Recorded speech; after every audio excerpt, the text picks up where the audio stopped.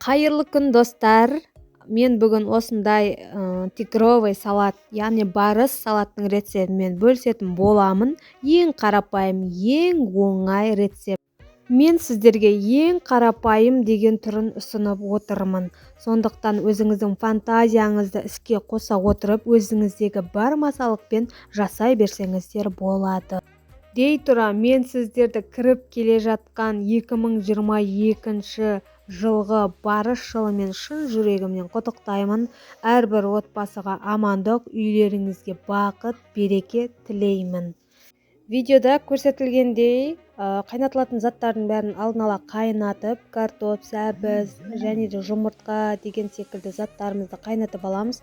Суытып, сыртын ашып, үккіштен өткізіп аласыздар. Сонан соң бірінен соң бірін жайғастырып, видеодағыдай жайғастырып жасай бересіздер. Айта кетейін, мысалыға шұжықтың орнына үшпұрот, тауықтың еті, болмаса кәдімгі сиырдың етін қолдансаңыздар болады. Өзіңіздің не жақсы көресіздер, соны қолдануға болады. Егер арнама тіркелмеген болсаңыз, тіркеліп, лайк басып, комментария жазуды ұмытпаңыздар. Және де қоңыраушаны басып қоюды ұмытпаңыздар. Мен әр рецепт салған уақытта YouTube сізге хабарлап отыратын болады. Бұл мен үшін өте маңызды. Салатымызды мендегі диаметрі 10-дық тарелке және де өздеріңіз қалағанда 2-ге бөліп жасасаңыздар болады. Дәл осы масалықтарды 2-ге бөліп кішілеу тарелкеге жасай берсеңіздер болады.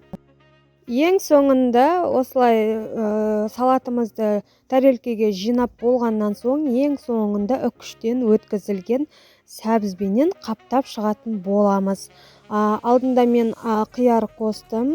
Қиярдың сыртқы қабығынан пышақтың көмегімен осылай жұқа-жұқа етіп аршып аласыздар. Сонан соң жаңағы тигрдің, жаңағы барыстың жолағы етіп жасап шығатын боласыздар. Салатты түрлі пішінге етіп жасасаңыздар болады. Мен браслет қып жасадым. Бұл әрине міндетті емес. Және де сыртына осындай қиярдың қабығымен тигрға ұқсатып жасадым.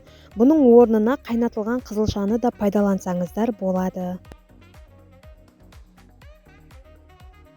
Бар жоғы салатты жасауға 10 минут уақыт кетті.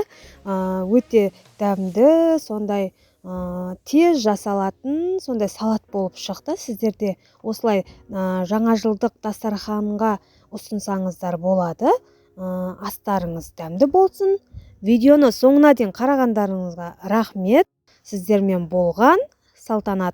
Келесі видеода көріскенше аман, сау болыңыздар. Тағы да мереке құтты болсын.